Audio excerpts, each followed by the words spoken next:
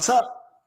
Hey, I was just doing my thing, You're always doing your thing. I absolutely love it. And, I know we get to do this thing again in a few weeks. We were talking about tradition, right? And, we're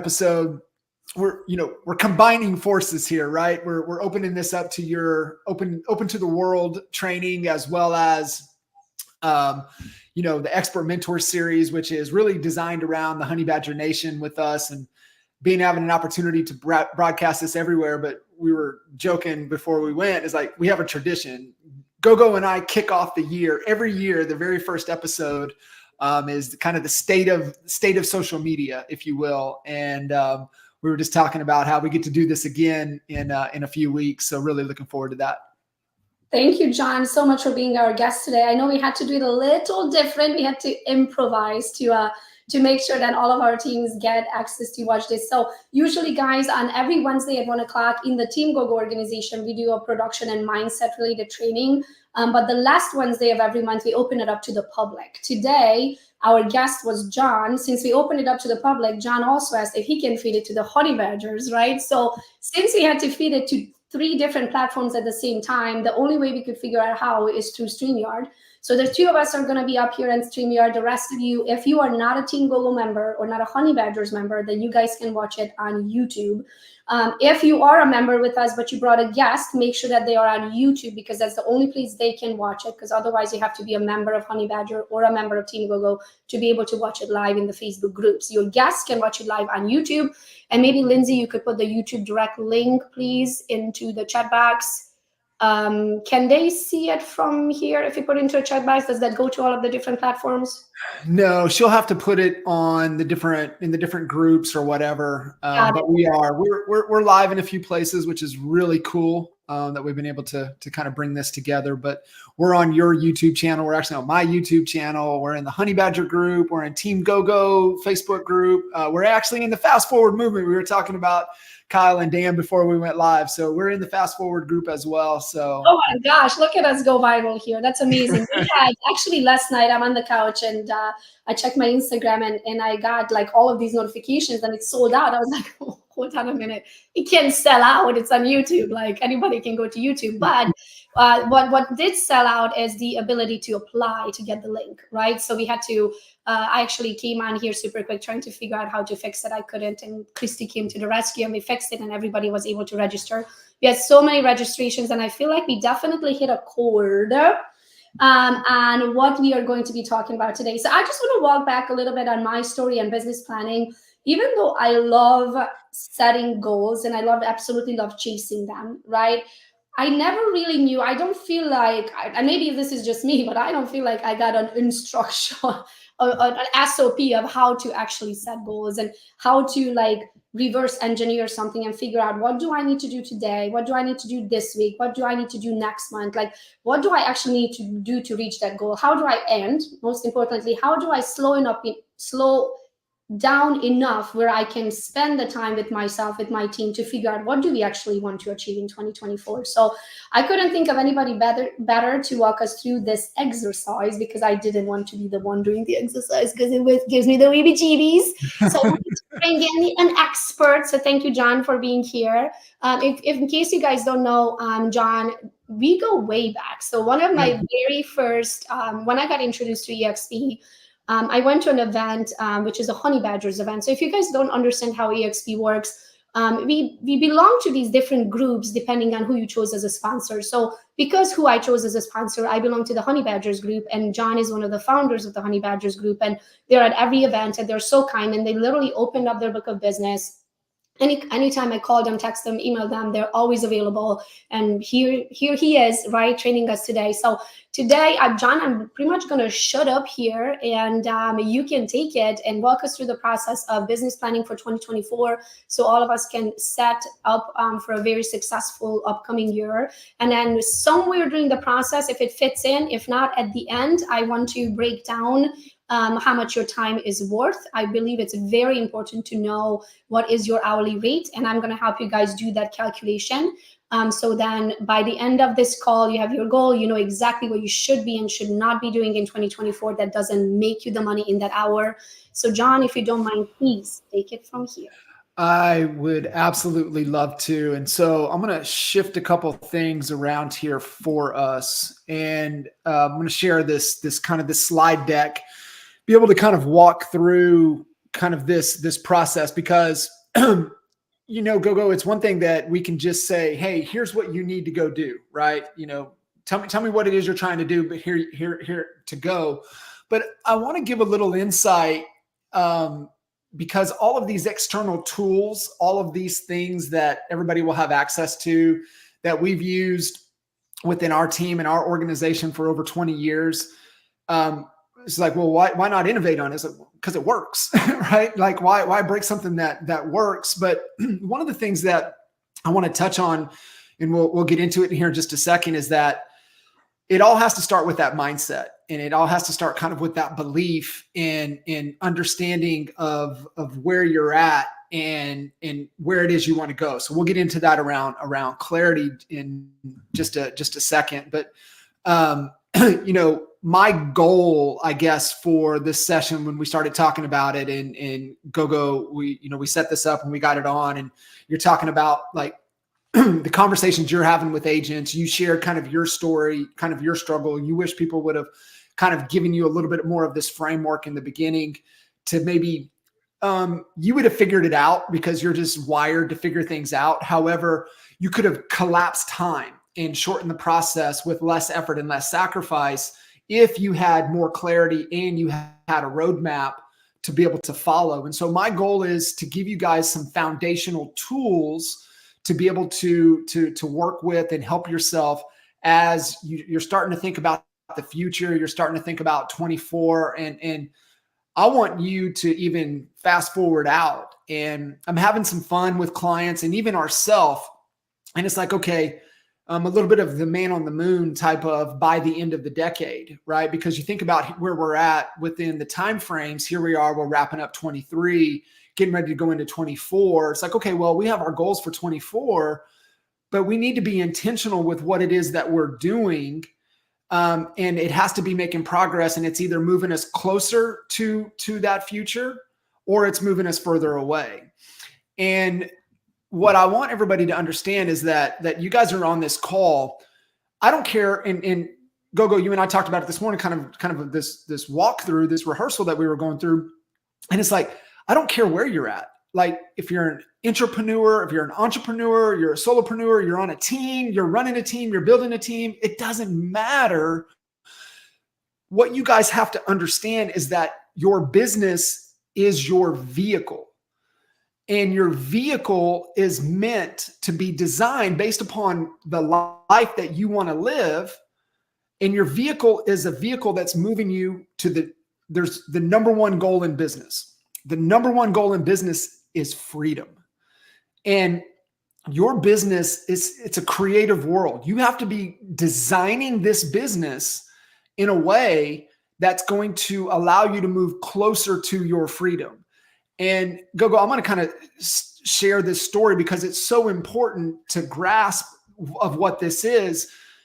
Because if you're just fighting for survival, okay, I'm going to give an airplane analogy around this. So if we buy in and understand that the goal is freedom, right? That's the destination. And freedom is two things. Freedom is there's a number. And I promise you, everybody on here, you do not want to be 80. I'll give some context in just a second, but I promise you, you guys don't want to be 83 years old and showing properties. And so you have to have a number that you're working towards, that you're not trading time for dollars. Essentially, we're dancing bears. If we don't dance, we don't get paid. So we need to be building some type of wealth mechanisms to be able to provide a revenue stream that's working for us. If we want to spend a week away from work, a month away from work, 2 months away from work, we still have money coming in to where we're not trading time for dollars. And then go ahead. Can I answer that super quick. I had a couple coaching calls this morning, and my coaching clients are on the call here right now. And I mentioned them. So the idea with this call here today is to figure out the framework for planning for any of your legs of your businesses, right? So number one, have a notebook here today. I always have a notebook. If you're a type of person who takes notes on your phone, then take notes on your phone, right? But I want you to look at it. Yes, we're going to be running the numbers from a perspective of a realtor, but the framework will work no matter what leg of your business you're going to apply it to. So I want you to think about when, as John is talking about the steps we need to take to plan our goals properly, right? And to reach them properly. Make sure that you're taking those fundamental steps that you can then apply it to your other business or your side gig or the other leg of your business or whole other business that you are doing. And John, also we have people on here who are not realtors.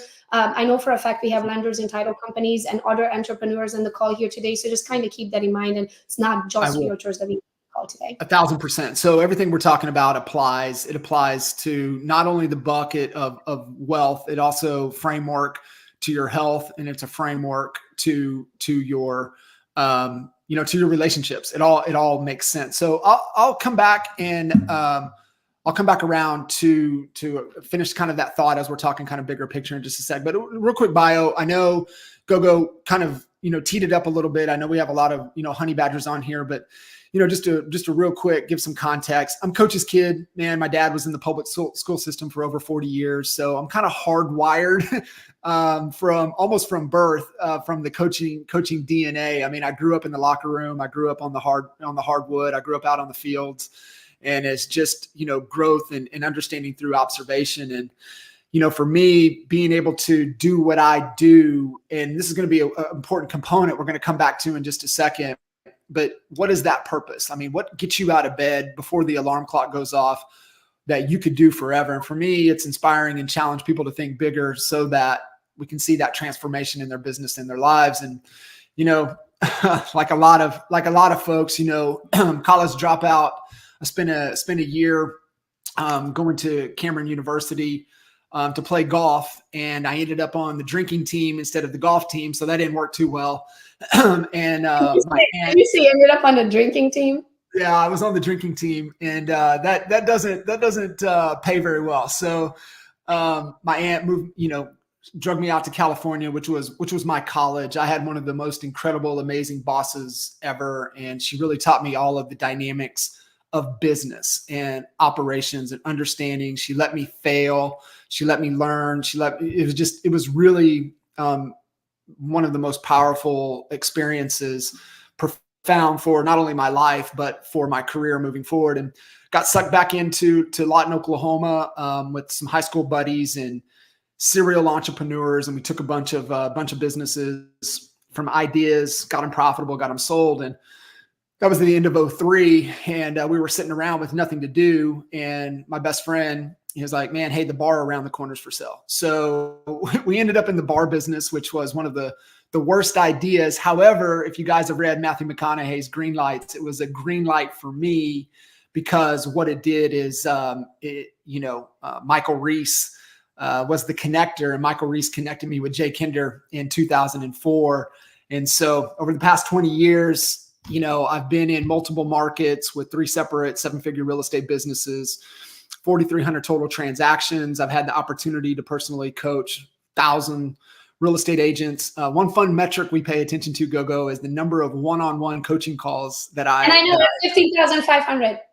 15,460 one-on-one coaching calls as of before 61, since I had one this morning. But it's just a fun metric we pay attention to, and I've had the opportunity to speak to a lot of people all over North America. So, Gogo, I want to jump in because I want to kind of get through this framework and then open it up to any questions or comments that we have. And so, a few of the bullet points that I want to make sure we touch on, and just like you said, this applies across the board. It doesn't matter what industry you're in. This is all universal. It's principle driven. Like, you can take this framework and apply it to, if you want to have the world's best lemonade stand, or you want to crush it in real estate or mortgage or title, Doesn't matter. This all applies. So we're going to hit on clarity. We're going to hit on vision.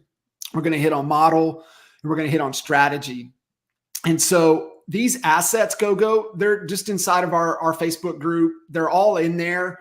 I know we're streaming live in there right now, and the team was just going to post those.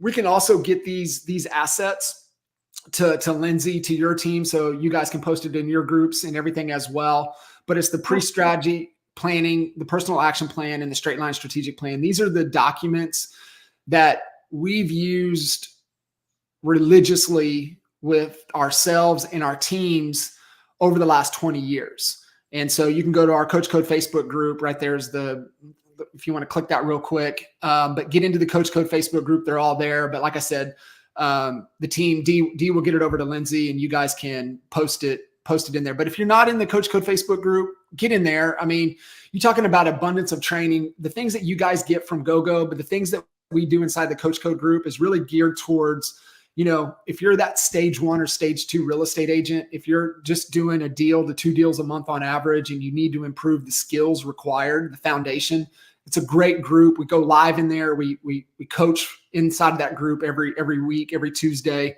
Get in there, pull these assets, but also take advantage of the coaching and the things that we provide in that group as well. So clarity. Clarity really is the streamlining decision-making. It allows us to kind of also eliminate the procrastination where we get paralyzed, where we freeze up. And it also aligns yourself and your team toward the common vision and collective effectiveness of what you're trying to do. The thing there, Gogo, and to your point, and we were talking about it this morning, is that what do you want? Okay, what do you want? What do you want this to be? And this goes back to my point. What I was saying earlier was we're moving to freedom. Everybody wants freedom. Your business is designed to go acquire a client because you're helping that client solve a problem and get a result, because that's the only thing people buy is results. And so you're helping them get a result, and the bigger result you get, the bigger the money you get. So if you help a builder, if you help an investor, if you help a buyer, you help a seller, if you help another real estate agent get what they want, and in turn, you're going to get compensated. That compensation minus paying yourself, paying the expenses, is profit. And profit is cash, and cash is oxygen for your business. If you don't have any cash, you don't have any oxygen, you're going to get tapped out. And so when you're going through and you're thinking about your plan and your business here, what I want you guys to think about is like, well, it cost me Gogo, it cost me $25,000 to wake up every month. Okay, well, great. Well, we need to make sure when we're building your plan that we build for profitability on top of that and what it needs to happen. But from a clarity perspective, clarity is knowing exactly where you're at. You need to know where you're at. Financially, your business. Don't stick your head in the sand. Be vulnerable. Be real. Like, get it out there. So can we talk on that super quick though? Because in my coaching life, right, I didn't realize how many agents or people really in any line of work don't know their numbers. Mm-hmm. And I think, I don't know if it's because they're too busy or it's because they don't want to be faced with reality, right? But it is so important. Hi, honey. I love you. It is so important to know your numbers and slow down enough to track them, because if you don't know where you're at, you can't possibly calculate how to get to the next step and what is it going to take. So if right now, if you're listening, and if I asked you, how many transactions did you do this year to date? And what is the average price per transaction? If you don't know the answer to those 2 questions, and if your average commission you charge is at 2.5%, 2.75, or 3%, what your average, you're not going to be able to calculate and get to the finish line of how you're going to get to where you want to go if you don't know where you're at. Right? Yeah. So if you're listening right now and can't answer those 3 questions by the end of the day, I want you to do the math. So then you can say, exactly, this is how many transactions I did, but even better, where they came from, right? Your source of leads, what's your average price range and what's your average commission on those. But I don't want you to know the average commission because I don't. Most people calculate it after their fees. I want to know if you charge 2.5%, 2.75, or 3. I love that. And one of the things that really impresses me with you, Gogo, and this is, I want to emphasize this of how important this is. You know your numbers better than almost anybody I've ever seen. You're like ridiculously obsessed with the numbers. My trackers have trackers, John. Here's the thing. If you are not obsessed about something moving forward in the future, the odds are not in your favor. And one of the things, if you want to thrive in business, now you can do enough to just to make ends meet and good luck, right? But if you really want to build something that serves you and is a machine and is a vehicle to get you where you want to go, you've got to know your numbers. So as you're going through clarity here, these are some great start, stop, keep doing questions. One of the things, if you don't know your numbers, you need to start paying attention to your numbers. You need to be obsessed with your numbers. You need to know where your business is coming from. You need to know where your time allocation is going. There's certain things that are not serving you. There's certain things that are out of your control, the things that you need to stop doing.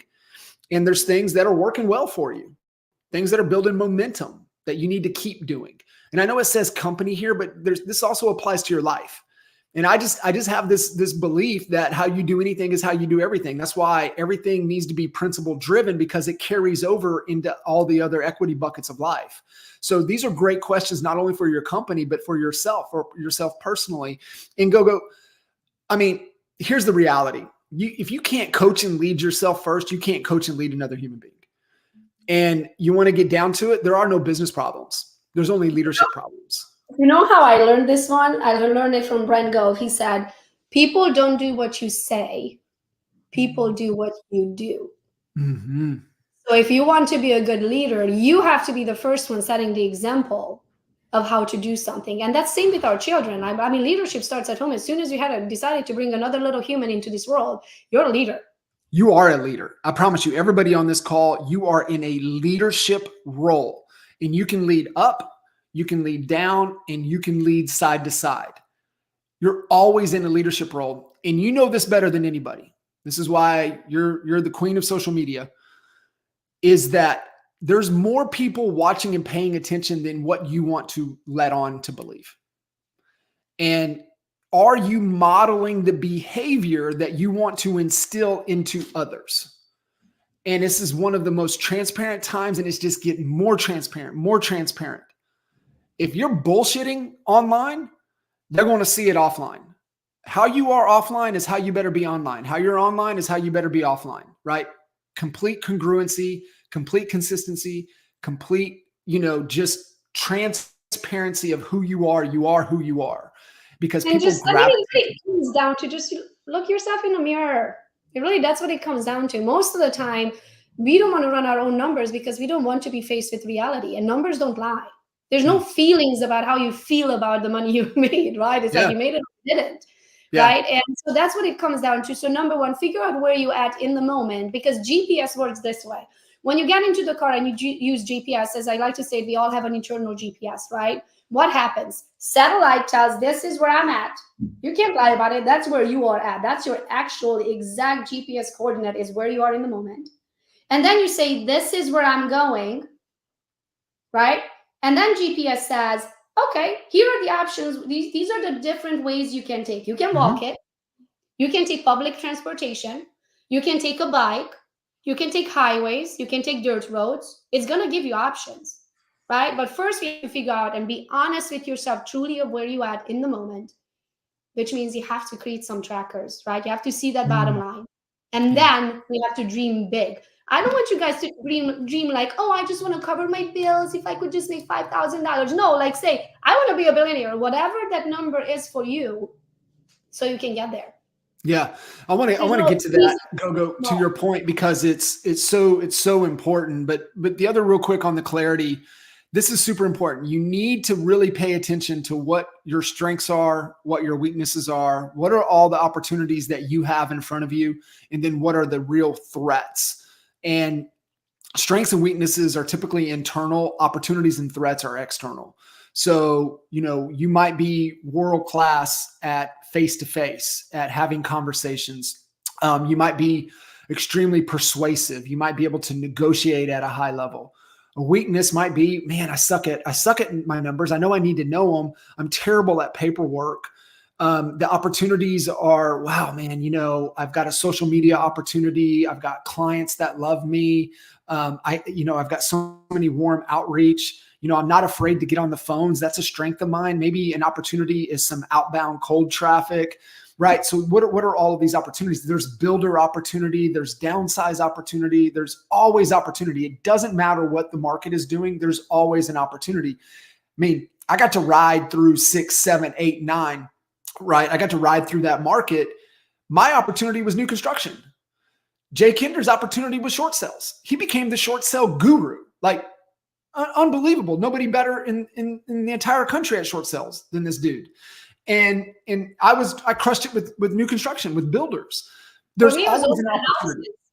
For me, it was open houses because I just needed to get in front of people because I didn't know anyone, and my real name is impossible to pronounce. And I was like, okay, I just need to get in front of strangers that are literally raise their hand that they are on the market, and where to find them at open houses. And then I would do a ton of open houses, 2 on Saturday, 2 on Sunday, right? I would ask other agents for their open houses. Literally, I'm like, can I have it on Saturday? No, it's already taken. Sunday? No. How about Thursday, Friday, Tuesday? Like, I don't care. Just give me a time. If the property is not sold, I just want an opportunity. And then I would go live at the open house, and that's where social media came in, right? So one thing fed the other. I knew myself. I knew if I can get in front of someone, I can win them over in person. I just need that opportunity to get in front of them, right? So this is how you want to look at your opportunities. What are those things? First of all, what are your strengths? Always stay in your lane. Because if not, one of my favorite saying is you never work a day in your life if you love what you do. So what you find in your strength section up there, right? You better stay in your lane, because if you start playing in your weakness section, yes, you might make money, but you're going to hate it all the way to the end. You're going to burn out, and you're not going to continue doing it for a long time, right? So strengths and opportunities, one should feed the other. Amen. I love it. Absolutely. And that's, you nailed it. It's exactly how you guys have to be thinking about this. And this is part of the clarity section. But now I want to come back to the big picture, because we know where we're at. Our head's not in the sand. We have complete awareness. See, here's the thing is that it's impossible for us as humans to make better choices if we're not aware of the situation. Once we know the situation, we have a level of awareness. And Gogo, I'm going to tell the story. Like, when the light bulb goes off, the possibilities open up. And we were sitting in Cleveland, Ohio. You and Dwayne were sitting right there. I know and exactly. The whole conversation came up. And I've told this story over and over and over, because when you see something transform in another human, like I knew it landed, and it changed the entire trajectory of your life. Isn't it crazy how one little sentence can change someone's life? So tell the story super quick. So we were sitting in Cleveland, and we were going through boot camp, NAEA boot camp. It's typically 3 days. We condensed it down to 2. And you and Dwayne, you had a few other folks there. And the conversation came up about, skills that travel. And I think I had just maybe had Tina Call on Expert Mentors. And she talked about, they were in Michigan, and they ended up moving to the Carolinas, but their skill set of cold outbound reach and articulate over the phone was a skill that traveled not only location, but it travels in market conditions. And I remember, because of you and how you generated traffic and opportunities, I'm like, you realize you're not a tree. You can move. But the way it landed, you were just so open and receptive that it just landed. And I remember seeing your face, and then you looked over at Dwayne, and then you looked back, and I was like, she got it. I looked at Dwayne, and I asked him, I said, why do we live in Michigan?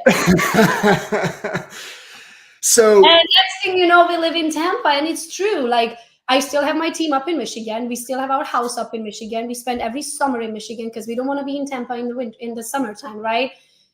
But you can have it all. It blew my mind how, well, just most of the time we born somewhere, we will live a lifetime there, and that's just what we do because that's what most people do. We don't think on, hold on a minute, I could actually do the same exact thing over here and chase my dreams. Like, why am I not chasing my dreams? So your job, think about it. If you're not happy where you're at, maybe you're happy where you're at, right? But if you're not happy where you're at, is your job, what did you call it, John? Travelable? yeah, I mean, they transfer, right? The skills travel. Yeah, and you can really take it anywhere. And I want to keep moving through this, but I mean, I have a client that I've been working with for the last 5 years. She's iconed every year, 20, 21, 22, 23, 4 years icon. She lives south of Myrtle Beach, and her primary market is Virginia. She's iconed 4 years in a row, Gogo. Do you know how many homes she's been in since March of 20? 4. She's been in 4 homes, and she's iconed at EXP, meaning you cap plus 20 more transactions. She lives in $1 million beach home that she bought with her EXPI stock. But she icons in Virginia, but she lives there. How is that possible? It's possible because you get to design this however you want to design this, and you have skills that transfer, but it has to start in your mind. And this is where it really starts with the vision. And the vision really comes down to 3 things. Vision is core values, because our core values are how we make decisions. These are the filters in what I'm giving you guys. These are decision-making filters. The reason that your life doesn't move as fast as you want is because your inability to make decisions faster. What is your decisions per? How many decisions are you making this quarter, this month, this week? How many decisions are you making today that's moving you closer to your freedom? Or is it moving you further away? Are you standing still? Or do you even know? But core values are how you behave at who you're at your core. So for us is growth mindset, right? Like everything we do is growth personally and professionally. We're consistently disciplined. We're disciplined in the activities. We're disciplined in our thought. We just stay disciplined. We always add value, everything we do, right? So like Gogo said, hey, do you want to do this? Absolutely. Is it going to add value? I'm in, right? That's just who I'm at my core, always adding value. The other is 100-0, results focus. So extreme ownership. I could have always done something better. 100-0 responsibility, 0 excuses. No victim mentality.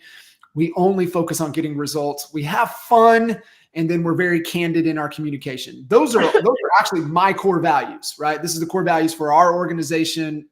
This is what I embody. I hire, fire, train, coach, lead to these values. And so this is the first foundation within your vision. And the second, I'll come back. Remember what I talked about, my why, to inspire and challenge people to think bigger. And I'm going to pause right there because I promise you, everybody listening to this conversation, and even you, Gogo, you think massive, but you can even think bigger. And there's exercises, there's things like that. Can I give a story on that? I would love for you to. Yeah, give some context. Stories is how I understand the concept, guys. So bear with me for a second. So at this point, imagine a story. I am viewing a very, very, very expensive home for a very, very famous person that we all know. And we are in there and we're walking through the property and we get to the kitchen and there is a very serious chef in the kitchen. And, you know, my personality, jokingly, I'm like, so what's for lunch? And he looks at me, no facial expressions, and he says, what would you like it to be? And I was like, oh, that's not how it works. I thought people who have chefs, the chef comes up with the menu for the week, the chef makes the menu, and then that's what they eat, whatever the chef puts on the table. No. So I said, so you're telling me that if I told you I would like Hungarian stuffed cabbage, he looked, I didn't even finish my sentence. He looked at me and he said, it would be ready in 30. Blew my mind because it made me realize that we are as good as our questions and our life is going to be as good as our imagination. That's what I could imagine. I could imagine then a chef would make me a weekly meal and I would eat whatever the chef makes, right? Why can't I imagine that he would just make me whatever my little heart desires in that moment? And that made me wonder what else I can see, what else I can't imagine. So when you are building your goal, guys, I want you to sit with yourself and question yourself. And here's another way I learned this lesson. The very first time I said, I'm going to make $150,000, guess how much I made that year? 156. I learned two lessons from that. Number one lesson, holy shit, this works. Mm-hmm. You bring what you think. Number two lesson I learned from that, why did I limit myself to 150? Because if it does work, why didn't I ask for 300? Why didn't I ask for 500? Why didn't I ask for a million? And that's because I could not imagine making that money. So when you are, in another way saying, we all live in cages with the doors wide open. Mm. If you're setting your goal to 150 or 200 or 300 or a million, whatever your goal is, then question yourself, why? Why? If you can do 100, you can do 200. If you can make a million, you can make two. That's right. Why are we limiting? We all live in our own little boxes that we put the lid on. So when you set your goal, question yourself, are you setting that goal because you can't imagine the double of that? The 7 levels of why, Andy. Yes, we actually did that at my BBM. Gosh, I can't think of retreat. So I do 2 retreats a year where I spend 3 days with people, and Andy was there. And the 7 questions of why is ask yourself, why did I ask for 150? And then you're going to say, well, because I believe I can do 150. And you say, okay, why do I believe I can do 150? And you answer, well, because there's only me and I don't have a team. Why don't I have a team, right? So then you continue answering the why 7 times. And by the 7th time, you will get to the root of the truth of why you set yourself that level. And you're going to set yourself free. And you're going to be like, holy shit, I can make 300. Okay, I'll take 300. It's always layers deeper. And we keep it at the surface, and we've got to get down to the real root. And what we're finding, so you guys understand this, and this is part of emotional intelligence. And this is where the evolution of you as a human, not only some type of mindfulness practice, but your evolution through emotional intelligence and understanding what you're getting down to is the core motivation for yourself. Remember, nobody can motivate you. People can inspire you. Motivation comes from within.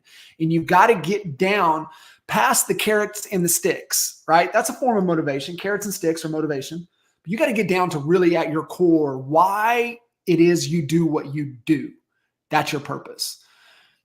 The goal that you're talking about here and why it's so important to think bigger than you can even imagine is that it forms an artificial constraint in our mind. And we're hardwired, Gogo, to solve problems. We fight for survival. We're hardwired to solve problems. And so sometimes we have to create an artificial constraint in our mind so we can go solve it. And that's what happens when you think bigger and you set something. You're like, I want to make 150. Great. What would it look like for you to do 150 a month? That's a different challenge. That's a different obstacle. You're like, well, I've never earned 100. Well, we've got to set that target. Maybe this becomes the BHAG, which is that big, hairy, audacious goal. It says 10 years, but I would have some fun. I would put it to the end of the decade, right? And remember, we are working towards a destination. If you only focused on your goals for 24 better be building for 25. It better be building for 26. It better be building for the next. It better be building for 36, right? You have to be building and moving towards something. That's the destination. But here's the real reality of it, Gogo, is that we operate within filters. And so most people can only operate within the lens of their current reality. So you have to give yourself permission to look beyond that. So change the question. What if you were liquid $10 million in the bank? What would you do? That's moving you closer to that perfect day, which is the other component to freedom. Freedom is 2 things. Perfect day, Groundhog Day, you have to live it over and over again. Who you are at your core identity, and then your freedom number, which we all have a number. And if you do the math, the number is a lot less than what you think. And that number is living the life you want with whomever you want, doing whatever you want, wherever you want. And you're not trading time for dollars. You've got wealth assets, you've got rev streams, you've got businesses, you've got things that are sending money to you every month, every year for you to live that absolute freedom. That's freedom. That's what we're moving towards. And you're like, well, what does this have to do with my goal setting and my business plan for 24? Everything. Because what happens is that if you just fight and do enough for survival. So think about this. I like using the airplane analogy, Gogo. So freedom is the destination. Your business is the vehicle. That's an airplane. You get to decide, do you want a 2-seater? Do you want a jet? Do you want this biggest thing that'll ever fly? What do you want? It's up to you. You get to design it. But the most important component is the pilot. And guess who the pilot is? It's you. Who do you have to become in order to fly that plane to get to the destination? And here's one thing I can tell you about that airplane. It's going to crash. It's going to crash. You're going to do a crash landing and you may need some reserves. But what happens when you crash, Gogo, is that if you just focus on survival, here's what you have to remember. Ain't nobody coming to save you. Nobody's coming to save you. And so the second you just get fixated on survival and you think somebody's going to come save you, you're going to run out of supplies and you're going to perish. What you do when you crash is you grab the map, you grab the supplies you need, and you get to walking. You might have to hitchhike. You might have to bum a ride. You might have to hop on somebody else's jet until you can get yours back up in the air and moving. And so that's just a great reminder of like, well, what does this have to do? It has to do with everything because we're moving in a known direction. That's the vision. All right, Gogo. I know we're spending a lot of time on this and it's really, really important, but I want to, mindset is 95% of your success, guys. If you don't work on the 6 inches between your ears, doesn't matter what opportunity is going to be in front of you, you're not going to take action. Doesn't matter what systems you have, it's not going to work if you don't take the opportunity. Doesn't matter what people you hire, how much leverage you got, nothing matters unless you work on this one. This is why everything that I teach and share, and this is why I'm so big on going to UPW year after year after year, which is Unleash the Power Within with Tony Robbins. People ask me all the time, why are you keep going back? I'm keep going back because different levels, different devils. The lessons that I learned last year, they fed the level of the mind that I had last year. They're not going to feed who I am today. And just as John said, who do you need to become to make that type of money? Because I'm not kidding you guys. If I had the knowledge, what I had 12 years ago when I got into the industry, when I I bronchitis, I think.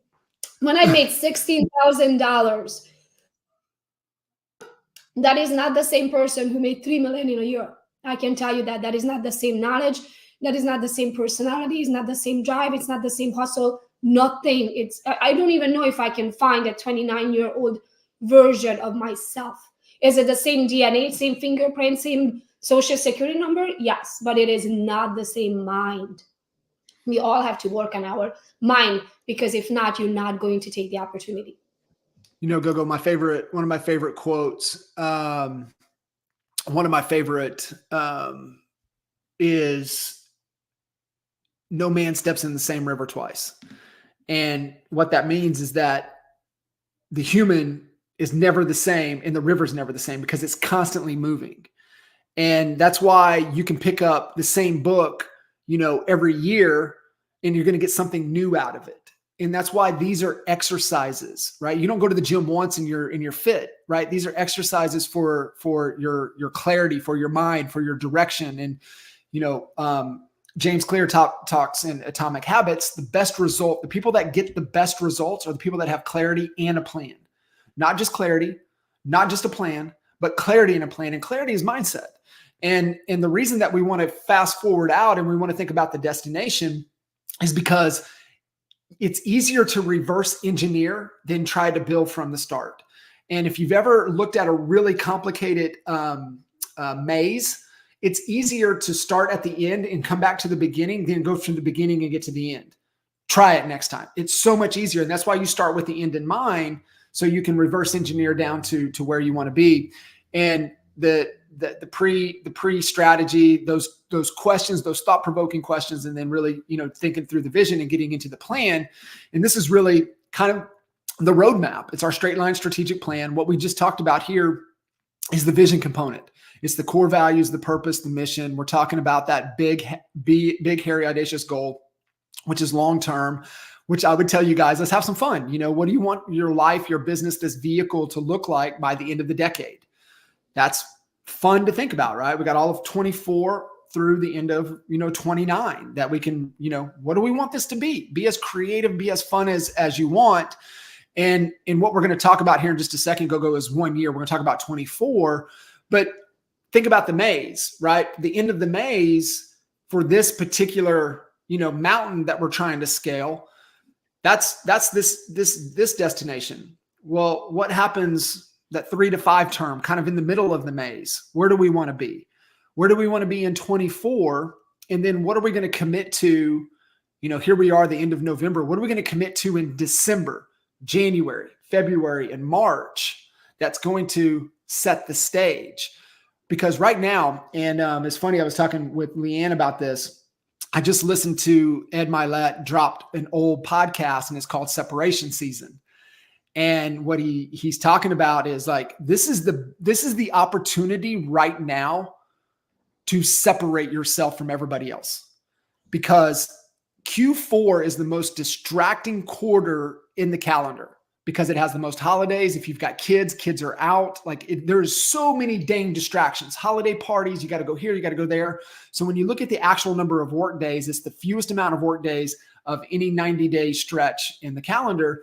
And so you have an opportunity to separate yourself from everybody. And, Ed talks about, I don't expect you not to eat the cake, but maybe just eat half the cake, the slice of the cake. Maybe just only eat 3 or 4 bites of the cake. One more, right? That one more mentality, right? You need to make 10 phone calls, make 11. You need to talk to 15 people, talk to 16, right? Those are little separation things. And then you look at allocation of time in the calendar. I know for us, Gogo, and Ed talks about this, Friday afternoons and Saturdays is when typically, especially real estate agents, but in general, most people, working people, they take their foot off of the gas during those timeframes. Do you know how we separated ourselves in our market in Lawton, Oklahoma? Is we put our foot on the gas every Friday afternoon and every Saturday morning for years. For years, that was our 2 most productive times of the week, Friday afternoons and Saturday mornings. That allowed us to separate ourselves. This is separation season. You've got to be doing more than everybody else is doing. And here's the thing, just do what you're supposed to do. You're going to be doing more than what everybody else is doing. Their foot's off the gas. They're bitching and complaining about the market. Oh, the rates are this. Don't tune it out. You have your direction. You know your freedom. You know what you're moving to. And here's your roadmap to get there. So I want to jump down here, Gogo. So I want to talk about this model, and then we'll get into the year. But understand business model, and this goes back to opportunity. Business model is really just how you create, deliver, and capture value. Okay, what's the promise that you make to the market to get them the results that you can actually keep? That's all business model really means. I'm not going to go through this. Customer segments, how do you get your message out? But that comes back to what we talked about with your open houses. And you knew your strengths and your opportunities, and the customers, you just need to be face-to-face.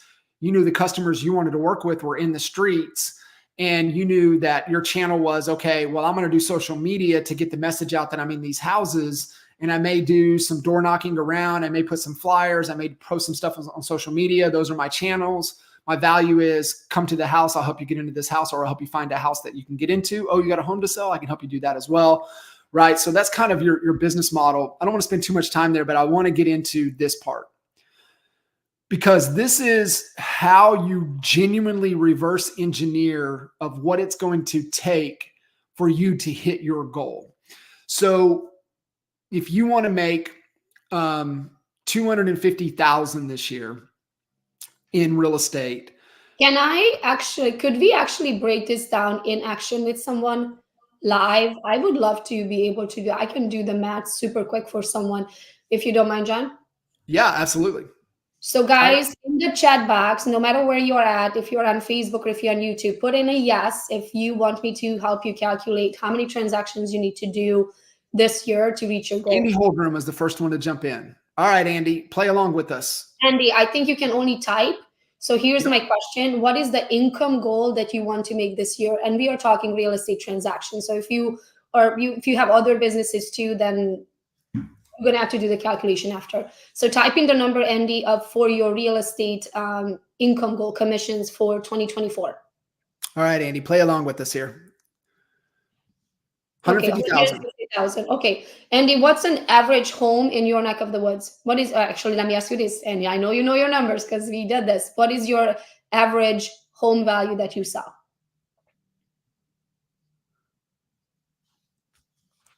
I like Stacy, a million. Love it, Stacy. Love it, love it. Average home, Andy, is 150,000. Okay, Andy, do you charge 3%?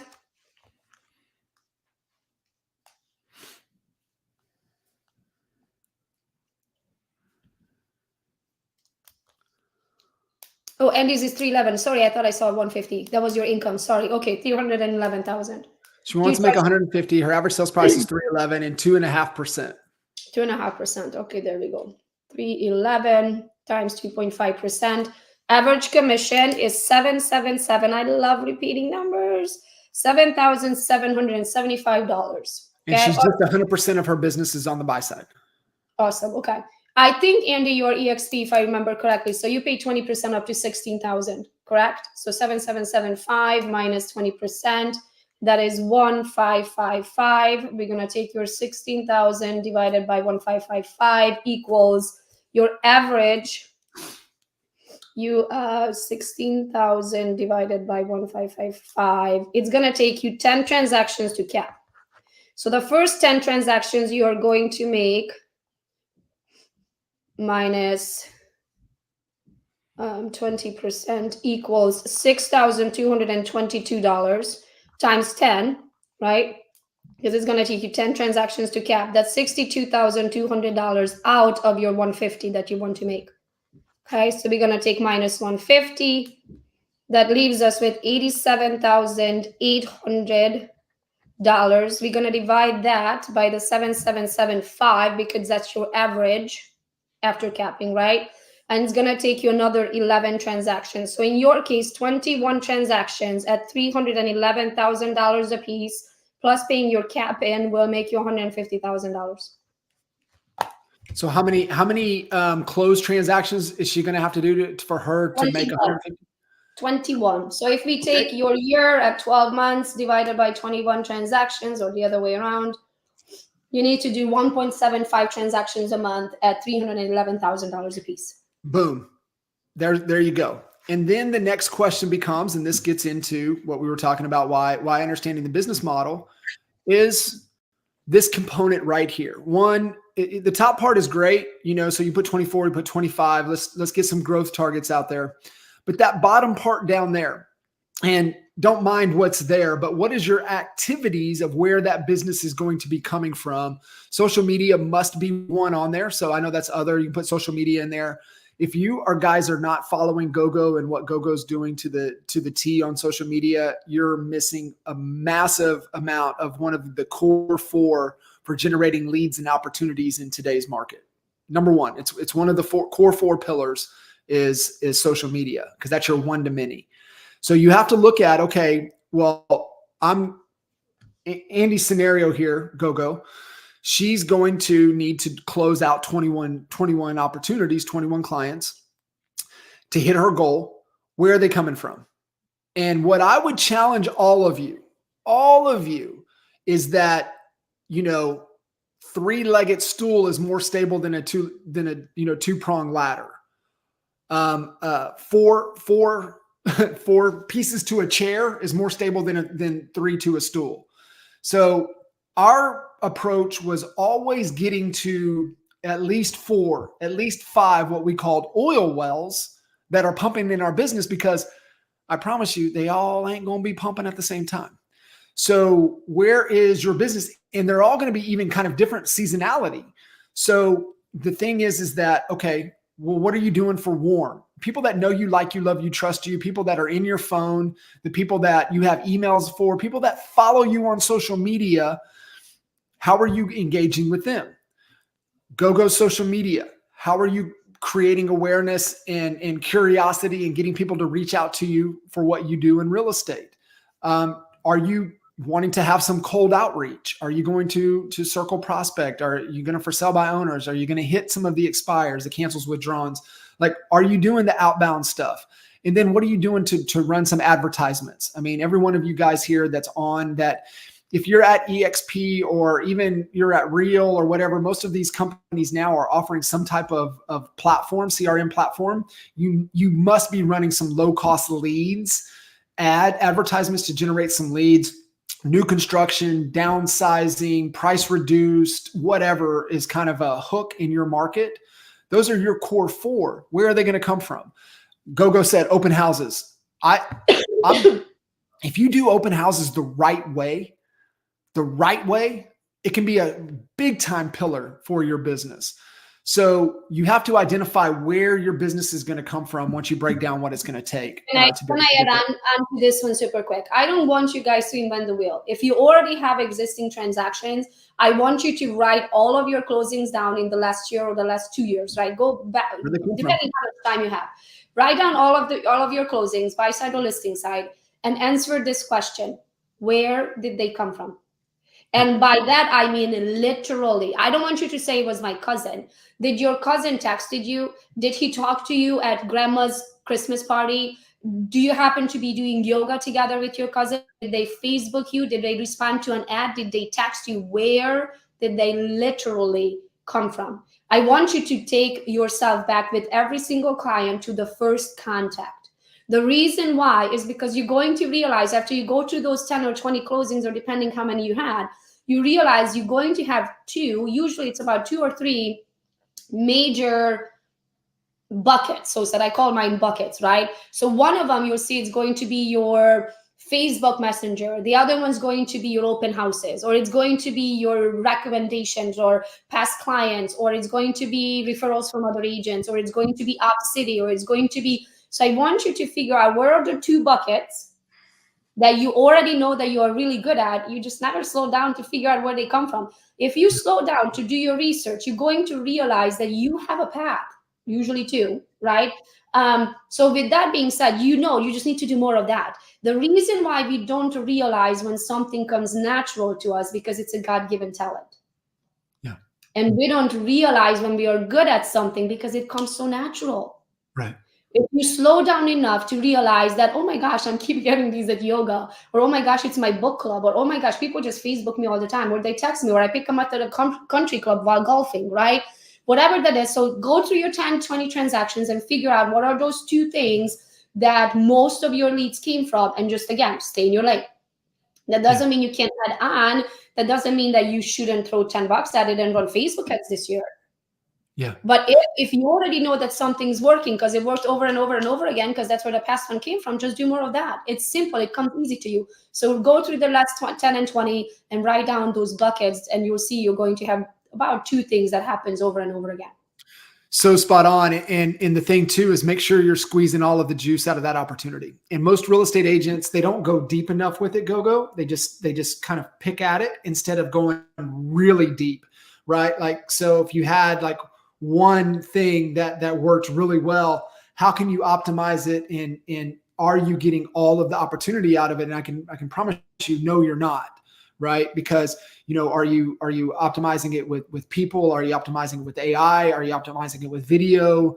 Are you optimizing it, what are all the other ways to really squeeze all of the opportunities out of it? And so find, like you said, where you look back and you're like, hey, well, I closed 15 deals this year. Well, where did those 15 come from? And you're spot on. There'll be 2 major lead sources. And you're like, okay, how can I squeeze more? And then what can I add? What can I continue to add that's kind of an opportunity and a strength for me as well?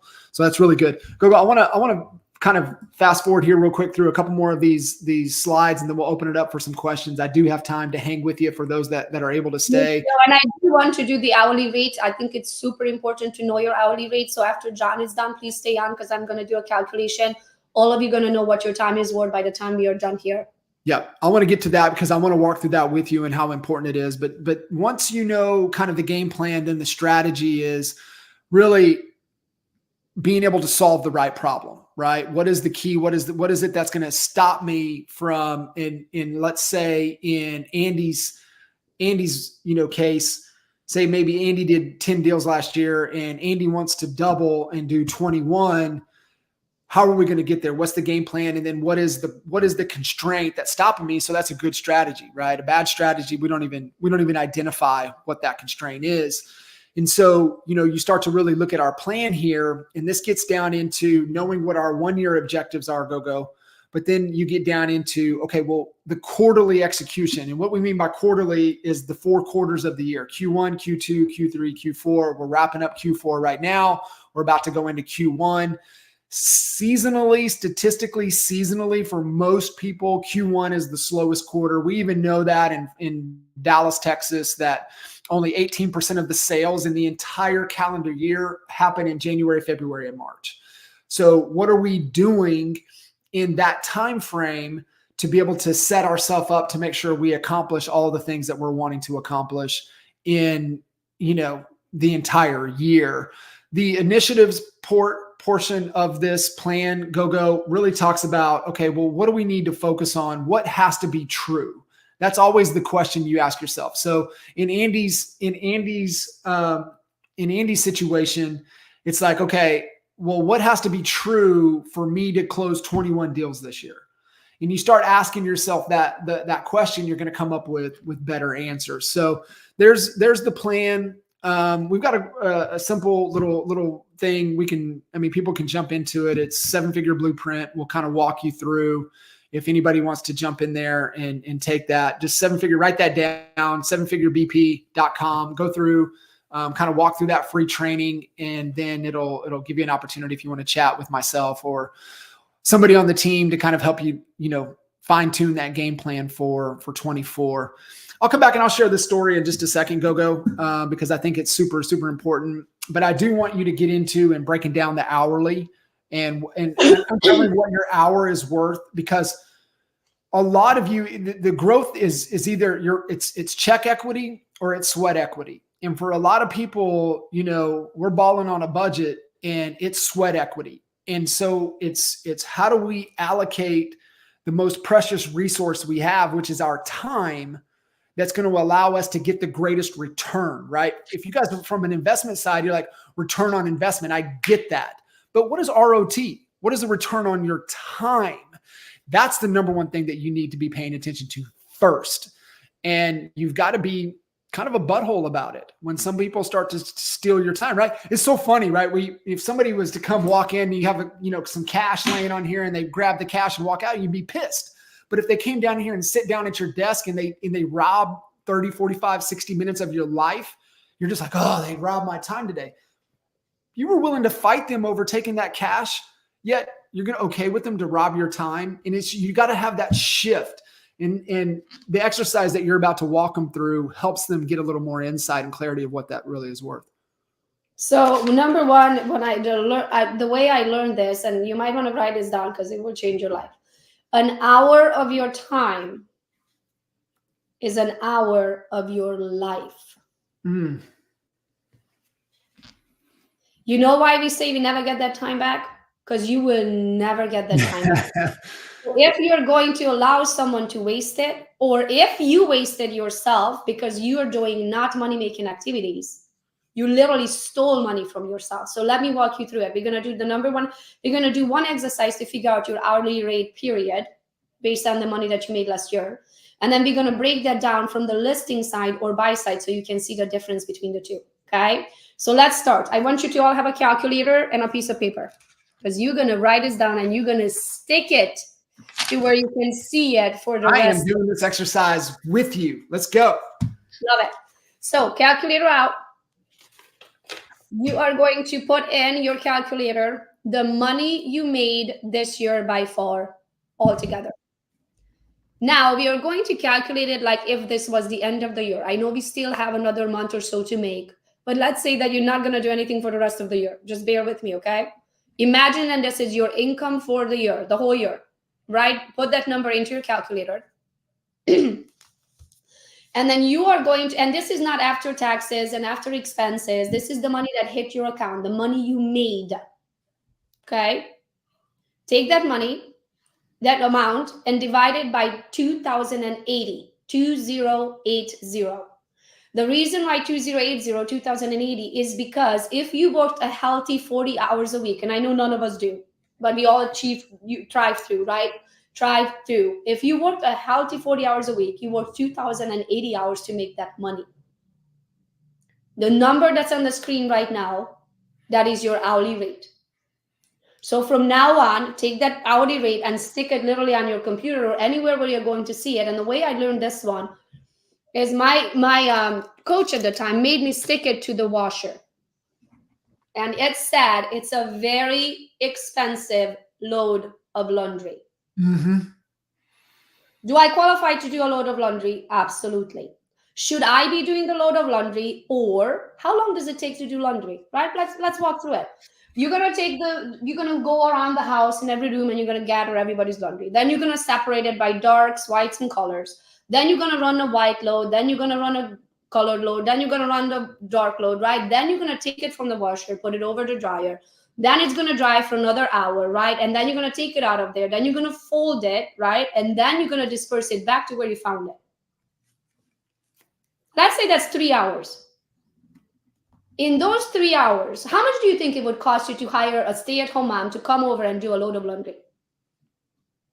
3 times to a week. wash it, fold it, and fold it for you. Put it away. Put it back where they found it. Just clean. How much do you think it would cost an hour? Think on that number. Let's say it's nationwide is somewhere between 15 to 25 bucks an hour. Yep. Okay. So that hourly rate you wrote down. So let's play with my hourly rate, 4,200 bucks an hour.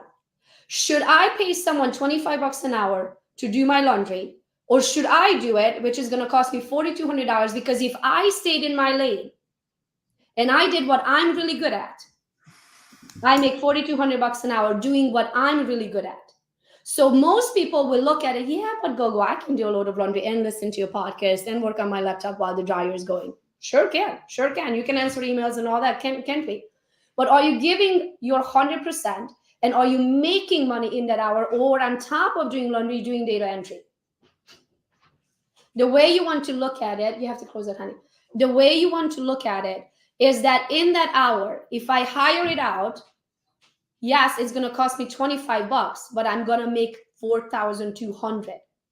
Yeah. Because I'm going to stay in my lane and I'm going to do what I'm really good at to make that money so I can pay the people to help me with all the other things that needs to get done. The reason why I bring this up is because next we're going to calculate how much money you make on the listing side and how much money you make on the buy side. And then we're going to figure out, should you have a transaction coordinator, should you have an assistant? Because as soon as you realize that imagine if I took those 3 hours of laundry, imagine if you took that 3 hours of laundry and you did what you're really good at for lead generation, what actually pays your bills, how many clients could you get? Can I share the study that we did when we did this? Yeah. We put a stopwatch to the buy side and to the listing side. With a listing coordinator or a TC, somebody that can handle, that process side of things. We put a stopwatch, and this is in a balanced market with about 4 to 5 months of inventory. Kind of that was the market conditions. Stopwatch buy side, 22 hours. I wrote down 20. Listing side, 2.5 hours. So think about that. Let's do that one. I have 7 hours for listing side and 20 hours for buy side. And I walk you through each side so you can kind of gauge yourself how long it takes you to work on both sides. Okay. So now that you know your average hourly rate, and here's where knowing your numbers comes in handy, because now I'm going to ask you a question. How many of those transactions, because the full money that you made, some of it you made with sellers, some of it you made with buyers, right? How much of that came on the listing side? How many transactions you did on the listing side? And how many transactions you did on the buy side? And here's how we are going to calculate it. On the listing side, from the moment you take the initial phone call, which is probably 15 minutes on the call, you're going to drive out to the property, let's say half an hour from your house, half an hour back, that's another hour. You're going to spend probably half an hour to an hour at their property. Then you're going to go home, right? And you're going to do the CMA, send it back to them, a little back and forth on email. Then you're going to sit on the contract, do the electronic signatures, send it over. You might call them and explain the contract, or meet them in person again to explain the contract. You're going to plug it into the MLS. Then you're going to open order the photos, and then you're going to do some marketing, and then it goes under contract. Then you're going to do some negotiations. Then you're going to do the final walkthrough if you need to be there present. Then you go to the closing, and then you close, right? So I calculated for about 7 hours in average with the seller. Yeah, if you're not highly leveraged or a team, that's probably pretty spot on. 5 to 7 hours. Because if you think about it, I mean, if you don't have a TC, you're ordering your photos. If you don't have a TC, you're putting it into the MLS. If you don't have an admin, you're doing the CMAs. If you don't have an admin, you're doing all the negotiations, all the emails, everything that you need to do, right? So let's say it's 7 hours, and that's if you're good. Like if you're good at your job and you have done it over and over again, it probably might take you longer. So be honest with yourself.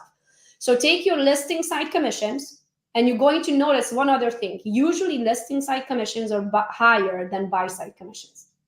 Okay, just a little note. So do the math on your listing side commissions and see what's your average listing side commission and what's your average buy side commission. So take your listing side commission, and let's say your listing, who can tell me, who knows their numbers, what's your average listing side commission? Put a number in here so we can do the math. The first number, we're going to do the first number.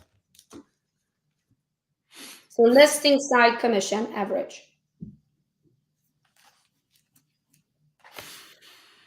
Somebody must know their listing side commission numbers. Let me make sure that my chat is working. None of you know your, oh, there we go, 10,000. Thank you. Thank you, Facebook user. Okay. Actually, Kentucky team, I'm going to use yours since it's an exact number. So 25,587, that's your listing side commission. We're going to divide it by 7 hours that you're going to work on that listing. Your average listing side, so listing average is $3,655. Now I need a buy side. And let's calculate the buy side. The buy side, I wrote down 20 hours. John said 22 hours. 20 hours. Know yourself best, but maybe we'll calculate it at 20 because it's easier at 20, right? To do the math. Now think on the buy side. What takes the most time? It's driving freaking circles, showing properties. And then after you show it, writing offers, it doesn't get accepted, back to showings. Then if you do that a few times, we finally have an exit offer. Then comes the home inspection. Then comes the well and septic inspection. Then comes the, oh shit, we forgot to measure for the fridge. Can we go back? Oh my gosh, my mom is in town. Can we go back and show it to her? Then you're going to do the final walkthrough. Then they can't show up at the same time. You're going to stay there another hour until the husband can come from work to go to the final walkthrough. Then you're going to go to the showing. Then after closing, then after the closing, you're going to take them out to blah, blah, blah. In between, you're going to negotiate. You're going to deal with the title company, the lenders, the attorneys, the inspector, the appraiser, all of that, the back and forth, right? So let's say that's 20 hours worth of work. What is an average buy side commission? So somebody put in an average commission. I would rather you stab me with a dull pencil right in the eyeball than all the thing that you just talked about. I know, right? So actually, Living Kentucky team, can you put, and that's Melissa. Hi, she put 9,000. She put 9,000. So 9,000. Awesome. Significantly less. See how we went from 25,000 on the listing side to 9,000 on the buy side. So not only that the two commissions are already different from one another, for making 25,000, she worked 7 hours. To make 9,000, she's going to work 20 hours. So let's do the buy side math. So we're going to take your $9,000. We're going to divide it by 20. That is $450 an hour. So let me ask you this. Do you, Melissa, like to make $3,655 an hour, or do you prefer making $450 an hour? Yeah. Now that is right. Like, so everybody that does that math on the buy side, they're predominantly like, you'll never do another buy side equation. Andy's equation, right? 21 deals all on the buy side, 20 hours. What do you think is the most important skill set for Andy to develop over the next 12 months? How to articulate your value to a listing opportunity. What is your listing process from the moment you have a conversation until they are sending you referrals because of the experience and the job that you were able to do? So that's a great example, Gogo. When we're talking strategy, what are the initiatives? What are the priorities? I need to know how to take a listing that they would just, they're asking me, that's all you charge because of the value that you can articulate I'm so glad that you went through this, because it ties it all together of why you got to have a plan. What are you focused on? And you got to focus on the greatest return on your time, which is listings. And the other thing that you can play with that is the price range, right? Mm-hmm. Especially when it comes to social media marketing. If I post a $250,000 house, I am going to find people who are on the market for a $250,000 house. If I post $1 million house on my social media, I'm going to find buyers that are looking at $1 million price range. Is the work the same? Do I have to do anything different to sell a $250,000 house than I have to do to sell $1 million house? No, I do the exact same process. Same process. Is the commission the same? Commission percentage might be, but the commission dollars are significantly different. So here's another thing how you can mess with the numbers. And I hear this all the time. Yeah, Gogo, but the average price range around me is 311,000, as Melissa said, right? Okay. Can you drive 30 minutes that way to a gated community? Or how about 30 minutes this way for a gated community? Or 30 minutes either direction for a gated community? Because if you do, are you willing to drive 30 minutes more, which is an hour more of your time? But now we are talking $15,000 more in commission, $30,000 more in commission. Would you drive an hour to make 30 grand more? Raise your hand, put it in your chat box if you would say yes. Everybody, yes. Everybody in the right. Gogo, one of the things that I want to point out, because it's so important and so critical, and agents just because they don't ask, right? If you don't ASK, you don't GET, and they just don't ask. I forget Zillow said that over 50% of the Zillow leads, they have a home to sell. And they believe that number is going to be closer to 70% within the next 2 to 3 years with Zillow. So think about that for a second. How many of the buyers, so Andy, you're closing 21 buyers, statistically from Zillow, 10 of those people have a home to sell. That should be one of your lead sources for listing opportunities, should be the buyers that come in. That's a great point. Yep. You're already having a conversation. So I would love to open it up for questions, because I don't know what you guys don't know. So let's start answering that. But I do want to talk about two things. If you can't imagine it, you can't have it. So when we are talking about that vision, if I sit down and I dream that big, obnoxious goal, which I think is my biggest obnoxious goal in the moment, then I question myself, why did I limit myself to that? Mm-hmm. What's the next step from there, right? And then what the next step from there, I'm like, oh, I can't even imagine that. Then I will sit, I meditate all the time. I go to the ocean to meditate. You know where you feel best, where you're closest to God, right? Or your creator.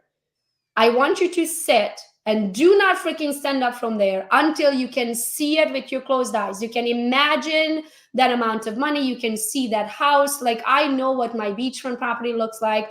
I know it's right on the ocean. I know it's 2 levels. It has a huge wraparound balcony on the top. It has a pool. It has a grassy area, then the beach. It has a line of palm trees on each side. I can feel the breeze. I can smell the food on the grill. Mm-hmm. I can hear my friends. I can hear my kids and grandkids running around. I can imagine it. I know exactly what that house looks like. So if you can't imagine it, you can't have it. So then you have 2 options. You can settle for what you can imagine, or you can force your brain to see it. And you say, we are not getting up from here until I can imagine that for myself. And you also need to check in with yourself. Why can't you imagine it? There's something that happened to you. Somebody said something in your childhood. Something happened in your childhood that you drew a conclusion that if this, then that. And we do it to ourselves all the time. You have to break that. And that takes me to the next part of the conversation, self-sabotage. Yeah. That was the hardest for me to get through. And believe it or not, talking about that one little sentence can change your life. It was a stranger in an airport. I was not stranded in an airport, but I had like a 4-hour layover, right? And I'm sitting at a bar with some random person. I have still to the date, I don't remember who the person was, right? To thank them for changing my life. But, I had plenty of time to talk to the stranger about the deepest parts of my soul, because we had not figured out, like, it's a stranger, I'm never going to see them again, right? So we are talking deep stuff, and we are talking about self-sabotage, and we're talking about me being from Romania and yada, yada, yada. And next thing he goes, I have a question for you. Because let me explain the story. What part of my self-sabotage I had a hard time breaking? I had a hard time breaking is, why would I deserve more? Why would I make more than anybody else in my family? Why would I make more than my parents? Why would I make more than my friends? Why would I make more than my sister, who was raised by the same mom and dad, and we had the same childhood, and we ate the same food, and we had the same roof above our head? Why would I deserve more than anybody else in my family? And every time I would make it, I would make sure it was gone, right? So God forbid, then I go to the next level and I pass them. So I'm at an airport with a freaking stranger, and he looks at me and says, why aren't they here? I mean, it makes me cry even today, because I have what I have because I freaking worked for it. Mm-hmm. Because I packed up everything that I ever known and moved to a continent, borrowed $200, and moved to a continent where I didn't know a single human being, where I didn't speak the language barely, where nobody can even pronounce my name. And I decided to get into sales. Who the fudge is going to buy a house from me? I don't know anyone. I have no college education. I have no sales experience. I have no sphere of influence. I don't, literally to this day, guys, I don't have anyone on this continent who's related to me by blood besides my own 2 children. And the answer to that was because I did that. I packed up everything I own. I left everybody behind, and I did what I did to be where I'm at, and I deserve every single freaking penny of it. That's right. I deserve every good that came to my way. I deserve every friendship every relationship that I ever developed. I deserve the love of my life. I deserve the relationship with my children because I freaking worked for it. That's right. You earned it. I earned it. You earned it. So if you have self-sabotaging issues, which is a real deal, mm-hmm. you have to get over it, because even if you work super hard, you're going to make sure that it's gone. I would recommend, and it's my number 1 book recommendation, is if you guys have not read The Gap in the Gain by Dan Sullivan, it is the number 1 book recommendation. You asked me what book or whatever, I don't even know what problem you're trying to solve, because that's usually the best book recommendation is based upon the riddle, the problem, the thing you're trying to solve. But I can tell you, everybody on this call, if you have not listened to The Gap in the Gain, you have to listen to The Gap in the Gain. If you've listened to The Gap in the Gain, you need to go listen to The Gap in the Gain again by Dan Sullivan. It's his concept. And what Gogo's talking about, the self-sabotage is falling into the gap. And where we fall in the gap is that we're comparing ourselves to others. We're comparing ourselves that we should be so much further along, right? We've heard this little, oh, you're comparing, my chapter to your chapter. We're on the different chapters. And so the where we stay in the gain is measuring how far we've really come. And so like for you, Gogo, in your situation is just looking at every step, everything, every how far you went. And to your point, to that gentleman's question, and my follow-up question to you, and he's like, well, why aren't those people here with you? It's like, well, did you leave them, or did they choose not to come along?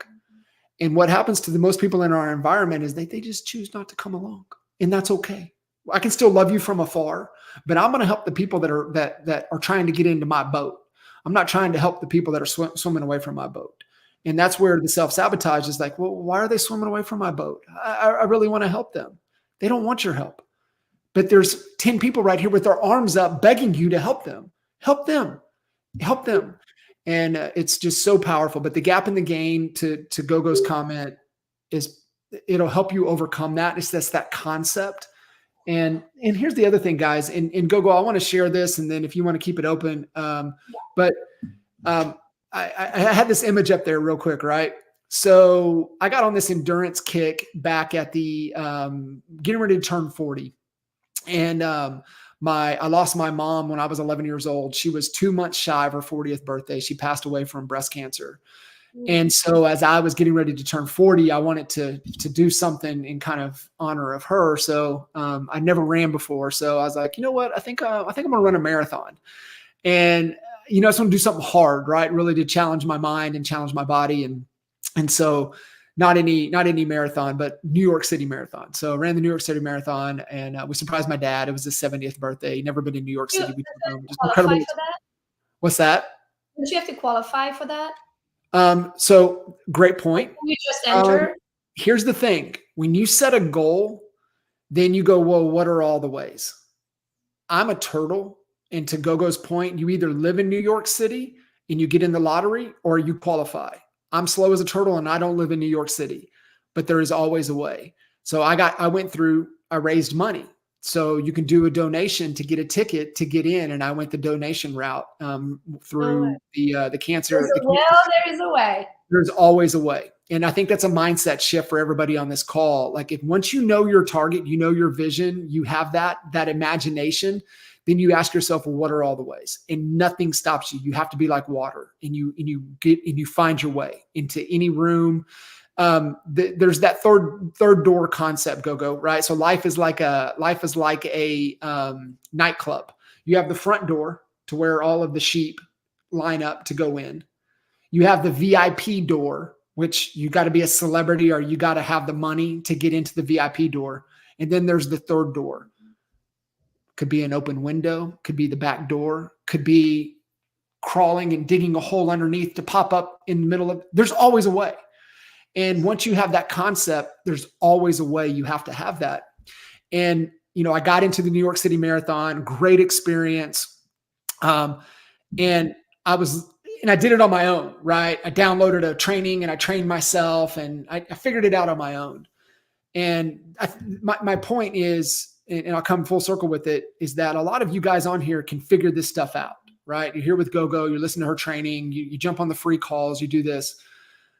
Well, I listened to Jesse Itzler speak and he goes, one of the worst things that we can do as human beings is once we accomplishing a big feat in our life is that we don't immediately reset the goal to something bigger to keep challenging ourselves. And I never did. I did that and it was massive. It was great. But now what? So I get an invitation to look at doing Ironman Florida. It was the 10th year anniversary for Ironman Florida. And I had no clue, right? Like, what is this? Oh, got to run a marathon. Okay, I got that. I got to swim 2.4 miles. Holy smokes. Only time I get in the water, Gogo, is I got a beer in my hand. And then it's like, on a bike? Breaking college again, huh? I haven't been on a bike since I was 14 years old. Like, what are you talking about? So I'm like, I'll download a program. I figured out how to run a marathon. I'll figure out how to do this myself. Well, I get about 2 months from Ironman Florida. I am lost. Like, I don't know what a transition is. How do I get my bike from Texas to Florida? Like a helmet. I mean, like this, that, what do I got to do? And it was one of those aha moments.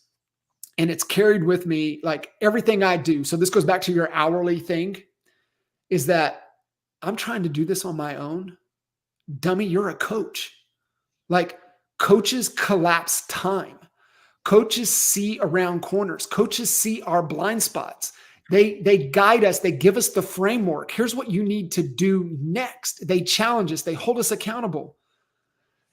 And I'm like, what a dummy. And I reached out, found a coach, and Hurricane Michael came through and ripped apart Panama City Beach that year. So I was able to defer, which was a little bit of a blessing for me because it allowed me to train with a coach for another 6 months and had a great experience. Ironman Texas. We went back, did Ironman Florida, did Ironman Tulsa. And then now I'm on this, long endurance kick, just finished my third 100-mile, foot race 2 weeks ago.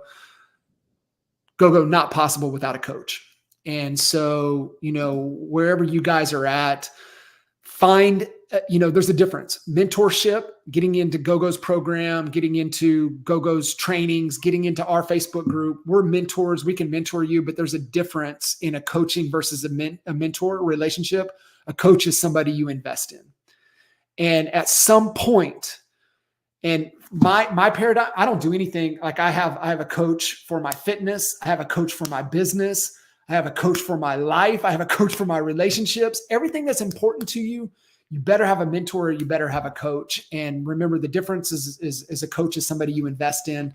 And, tons of mentors. Yes, absolutely. Have mentors from afar, have mentors from the past. But at some point, you've got to make that investment to help somebody help you collapse time. So I call it buying speed. I actually wrote down a couple bullet points I want to cover super quick. And then I actually have time to open it up for questions. So the one thing, buy speed, what I mean by that is if somebody is where you want to go, if somebody already figured out the ChatGPTs of the world, instead of you spending 8 hours now that you know your hourly rate, right? From now on, every time you have to say, okay, if I want to figure, let's say you want to figure out ChatGPT, right? If I want to figure out ChatGPT, I think it's going to take me 8 hours. In Melissa's case, let's take the 8 hours, because we know if she went and got her some sellers, she would make $3,655. $3,655 times 8 hours is $29,240 to figure out how to do ChatGPT. Or, for example, she could sign up for my coaching, the Go Get 'em webinars, which there is a 3-hour training inside of it for $49. So if she could spend 8 hours of her life, again, right, on figuring something out that will cost her almost $30,000, or she can buy speed. So what I mean by speed is I spend hundreds of thousands, if not probably close to $1 million by far in my lifetime, on other people's knowledge. I know my hourly rate. I also know that I can figure out anything that I put my mind to. Right, John? If I want to be an Ironman, I'm going to be an Ironman. If I want to run a marathon, I'm going to run a marathon. Because if I set my mind to it, I never, ever half-assed anything in my life. And I'm sure if you're on this call today, you are the same way. Like you are here because you have a goal and you're going to freaking do it. So that takes me, let's talk about CPR. So buy speed, right? Buy other people's knowledge. When you do the math, how much is the course? How much is it going to cost me if I do it on my own? If one or the other is bigger than the other, you do that, buy other people's knowledge, by speed. Then I want to talk about CPR, because I do CPR all the time, and I actually learned this one from you. So if you're on this call, I guarantee you're on this call because you're a very driven person. If you're a very driven person, you also have a very strong personality, which means if you don't feel like doing it, you're not doing it. We're going to procrastinate and we're going to kick the can down on the road. We're going to be like, oh, I'll do my tax paperwork tomorrow. I'll do my bookkeeping next week. I'll get back. Oh, I'll shoot that video. Oh, I'll do that, right? Because you don't feel like it, right? This is also why you get a coach, because a coach will make you do things that you don't feel like doing. Okay, so that's why I have a coach, because I have a very strong personality and I need other people to tell me, to kick me in the tush sometimes, because otherwise I don't feel like doing it. CPR. So write this down. C underneath P underneath R. And I actually learned this one from John. C is your commitment. What are you committing to? So right now, these goals that we were talking about here today, what are you committing to? And by when? It's super important to put an end date, because Tony Robbins taught me this. You can make $1 million now, this year, by the end of December, you can make it when you're 94. Go, I want you to keep rolling with this. 3 legs to accountability. What are you going to do? When are you going to get it done by? And here's the one that everybody misses. How am I going to know you got it done? That's where CPR comes in. So C is your commitment. What are you committing to do? P is your penalty. What's going to happen if you don't get it done? But now this only works, guy, if you are a man or woman of your word. Yeah. So what is the penalty? So I'm going to give you an example. Let's say I say, okay, I have to have my podcast up and running by no later than mid-February. That's my C. That's my commitment. What is my penalty? My penalty is I'm deadly afraid of heights. I will have to jump out of an airplane if I don't get it done by February 15th. Okay. What is the R? The R is reward. Because sometimes we are driven by the pain and sometimes we are driven by the dangling carrot.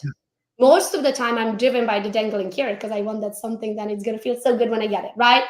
And probably what I would want to do is I will book that trip to Machu Picchu because I've been talking about it for years and I finally want to go and do Machu Picchu. I want to freaking climb it myself. That will be my reward. So I do CPR on myself all the time when there are things where I don't freaking feel like doing. So if there are things that you know you need to do because you promised yourself you're going to do it, do CPR with yourself. And then C is your commitment, by when. P is your penalty if you don't get it done. But if I'm not getting it done, I'm jumping out of an airplane. And R is your reward.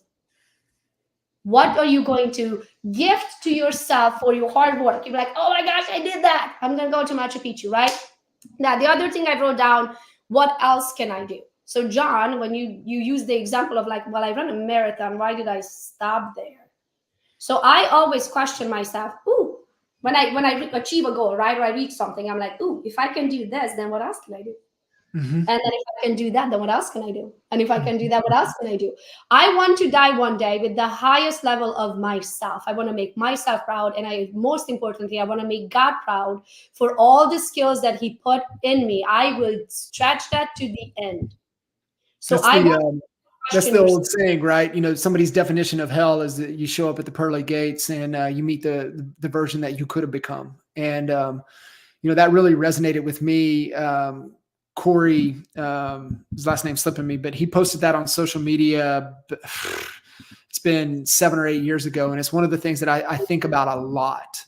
And David Goggins talks about it at the end of one of his books. He talks about that, the last 5 minutes, it might be Can't Hurt Me. The last 5 minutes, he talks about this exact same thing. And he goes, when I show up at the pearly gates, he go, and you know, in David Goggins' language, he's like, he goes, that dude that thinks that's the version, he's going to be embarrassed because of the version that I really am.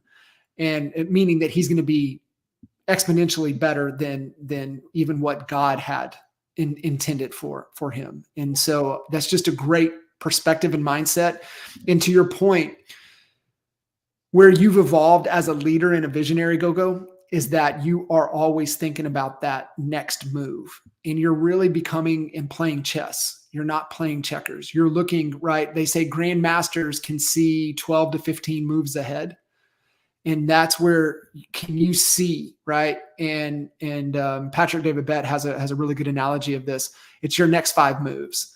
And so like you've got to get to a point to where you can see the next 5 moves. And what we talked about today, we went really fast through, but that framework allows you to see your next 5 moves. And to Gogo's point, guys listening here, like do the work, be accountable, know what you're worth, set targets, set goals that scare you because it creates an artificial constraint and your brain goes into how am I going to do that?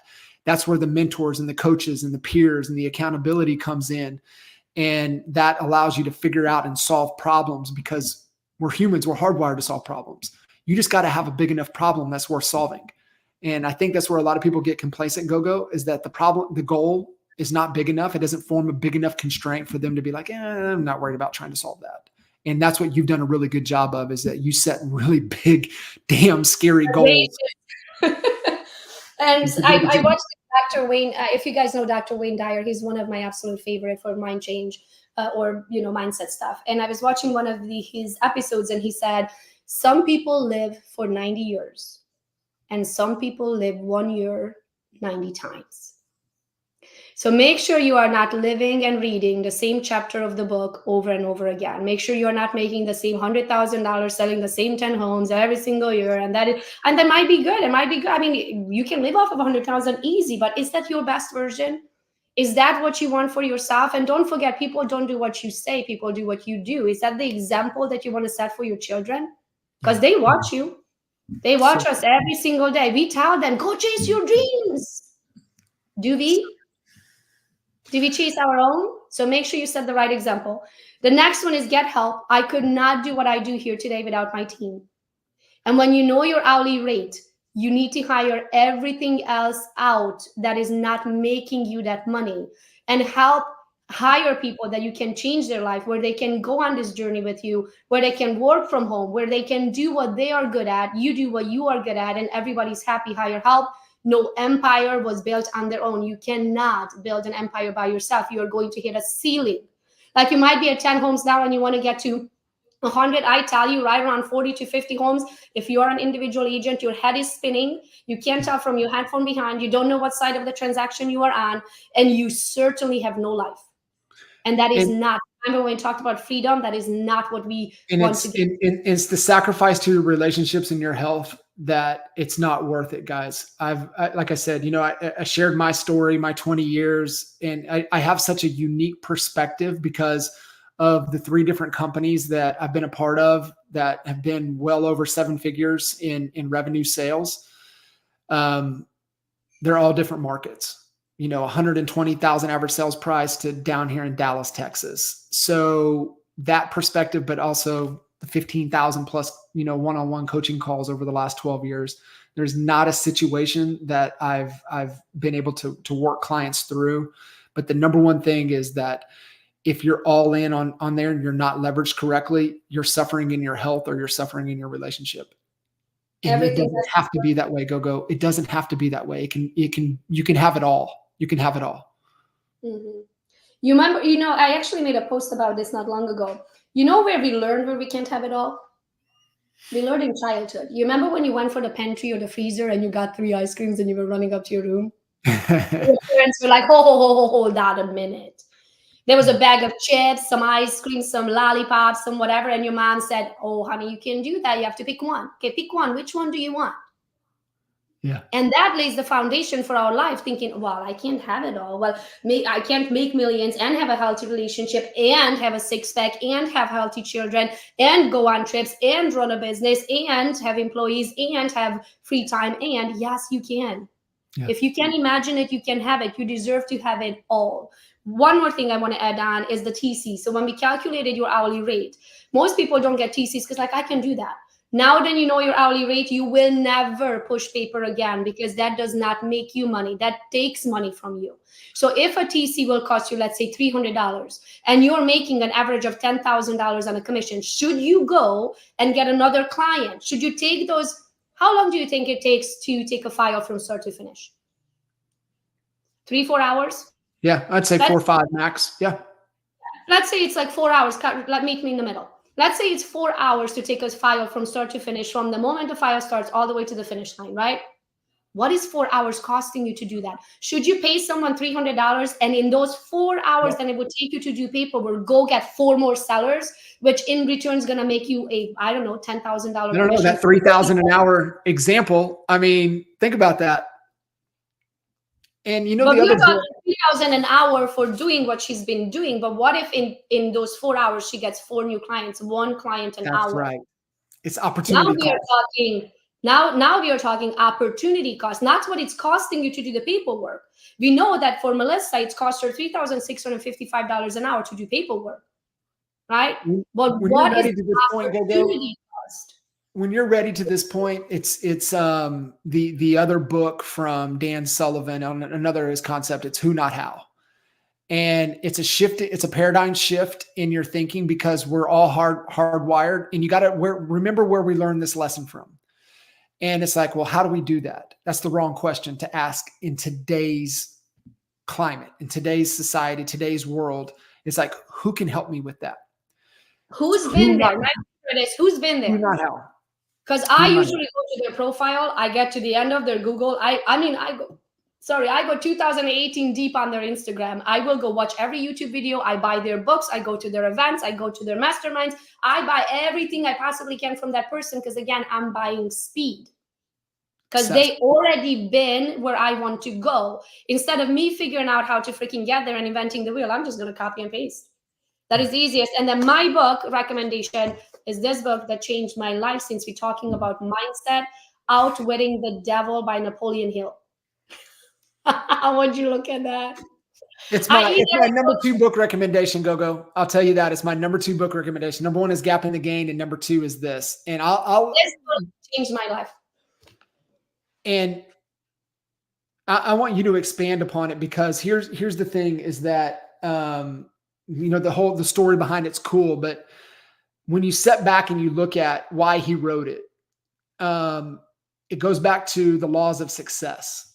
And the laws of success, he talks about the number 1 law of success is accurate thought. And when he talks about in Outwitting the Devil, accurate thought is accurate thought. And how do you not drift? And how do you become the 2%, not the 98% of the sheep? How do you become 2% of the lions? Is accurate thought. So we just went to a Tony Robbins event, UPW, and I wrote it down, but I want to read it. I know exactly in my mind, I know what he said, but I want to read it exactly how he said it. I hope I find it, but it pretty much said that our brain is designed to see the world the way we see it, but make sure that you don't control your brain. So make sure you don't see it worse than it is. Because it is so easy. Our brains are designed to protect us. So if you come up with a great idea, I should do that. Your brain's going to be like, no, don't you freaking jump. Are you crazy? You're going to hurt yourself. Yeah.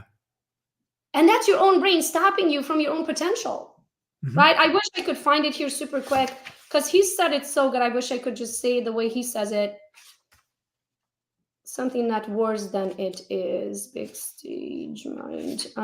But I want to tell you this. I can't find it now, but it pretty much says, don't see it worse than it is. Control your brain. Make sure you see it exactly as things are, not worse than they are, because in your mind you made it up.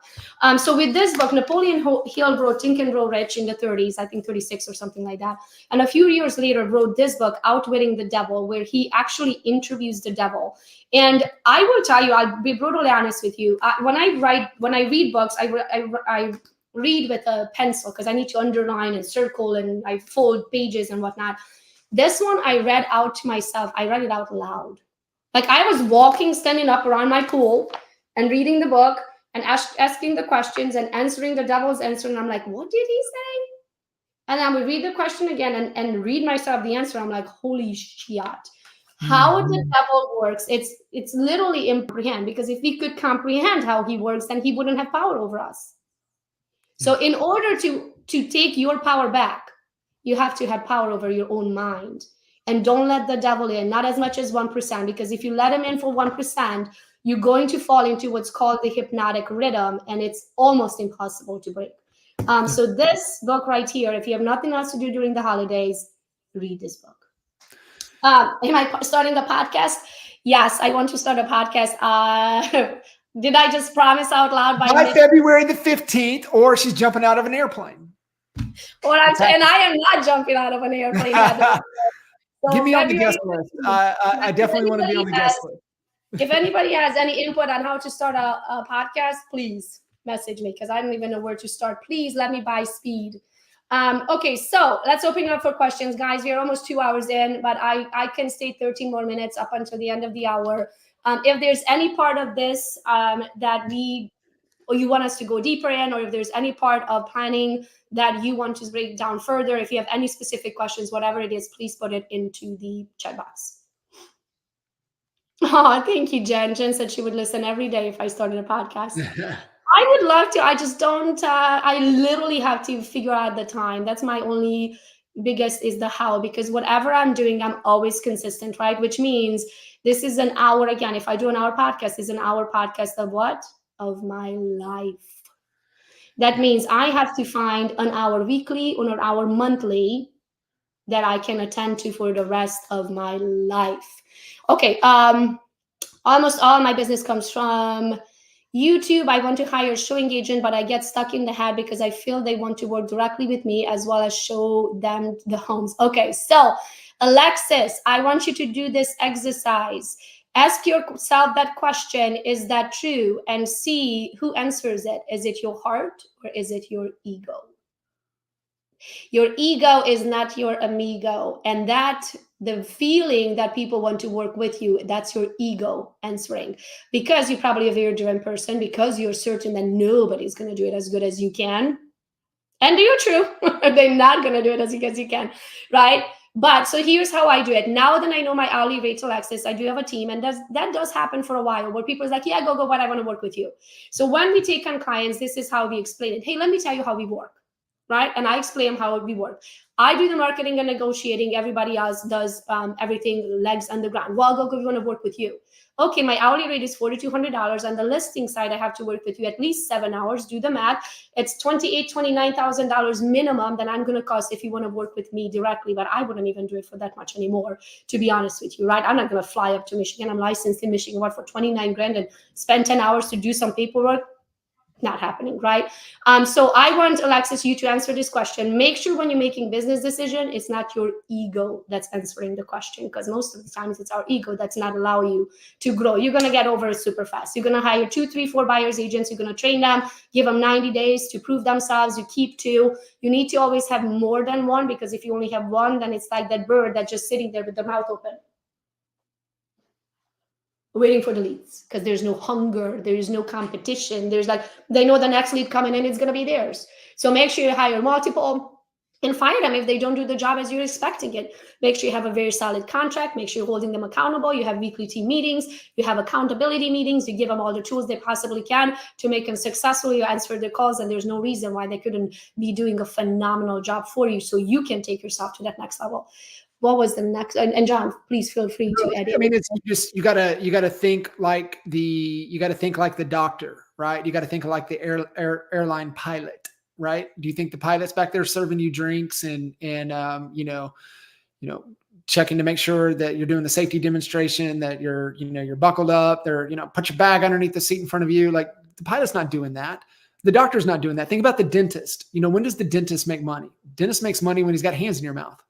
If his hands ain't in your mouth, he ain't making no money. And you're the same way. If your hands ain't in the mouth, you ain't making no money. That's why you have, your dentist is not booking your appointment. The dentist is not checking you in. The dentist isn't walking you back. The dentist isn't cleaning your teeth. Like you got to think in different terms of different professions, and you got to, act accordingly.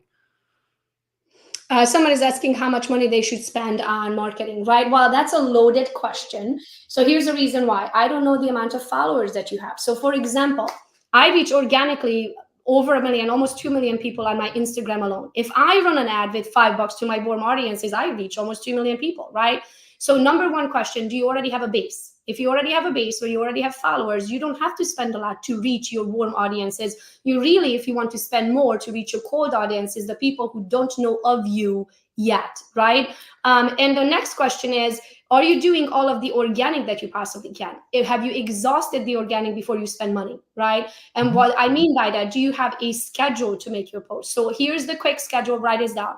And this requires you to have a CRM program. I use KV Core, a CRM that has a lead capturing ability, meaning that when I post and you click it, go to the photos, by the third photo, it's going to ask you to log in with Facebook. When you log in with Facebook, I know everything about you. Okay. So with that being said, Mondays, a listing. I don't care. Go find one on your KV Core and post it.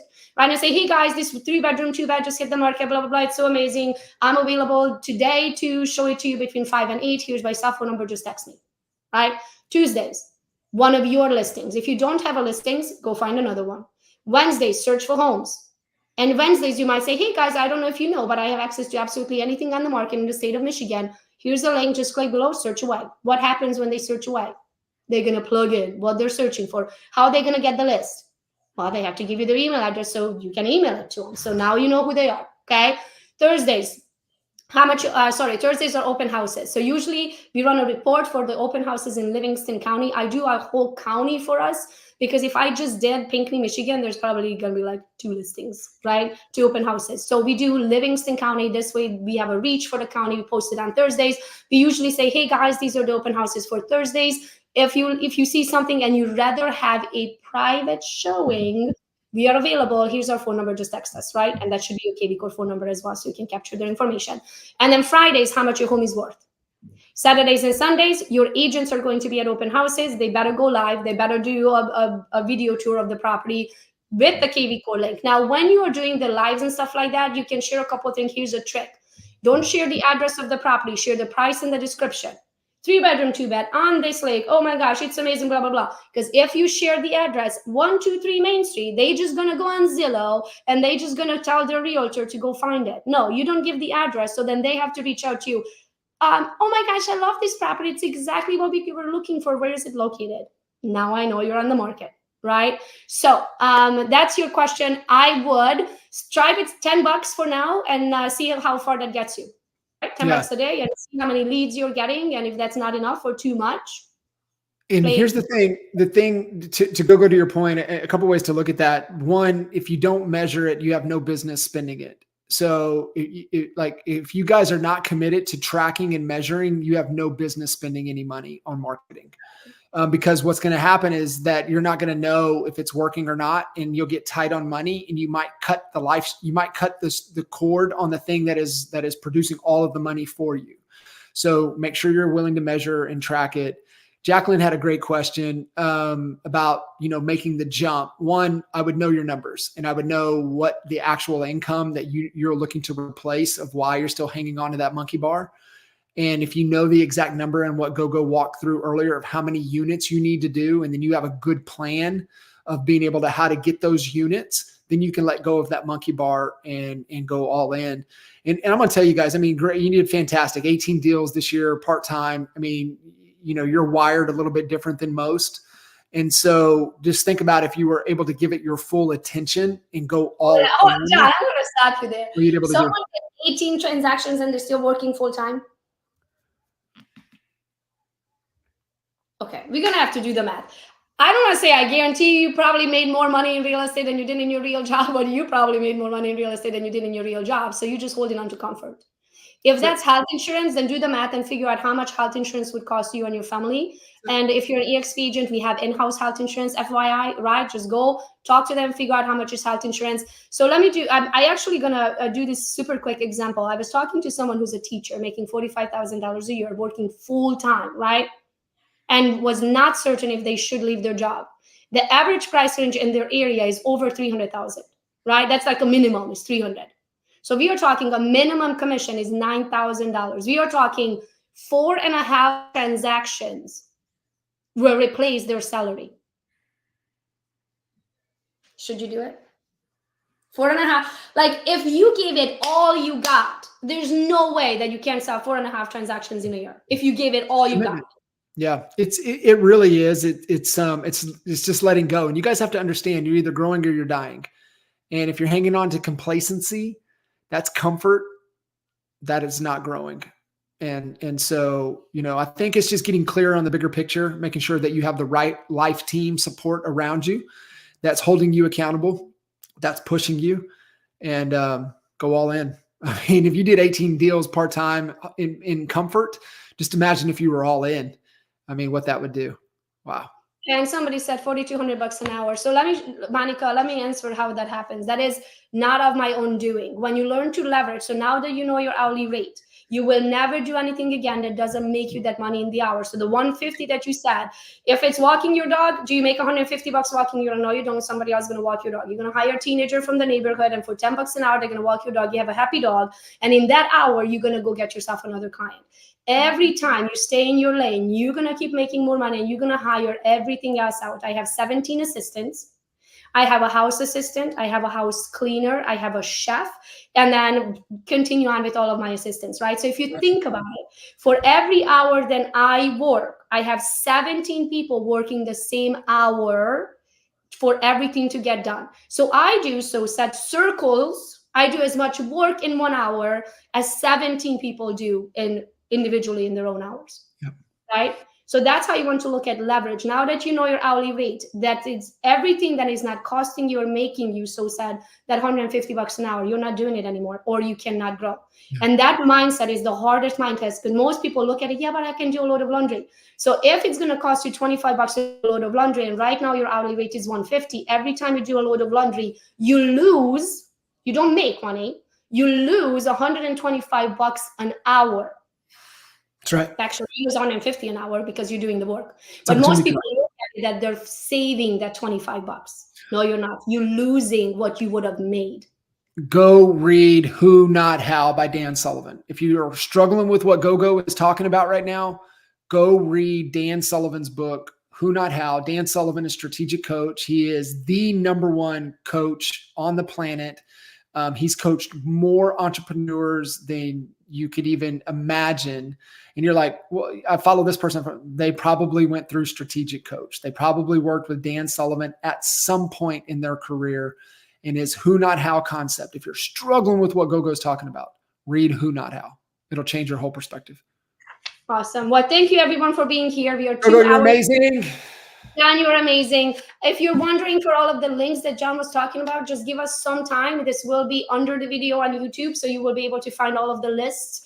As soon as John team send it to us, we're going to put it right under the video on YouTube, so you're going to be able to find it. If you want to partake in all of our training, please make sure to follow the YouTube channel. And thank you so much for being here. You're awesome. Gogo, thank you. Thank you, everybody. See you guys. Bye.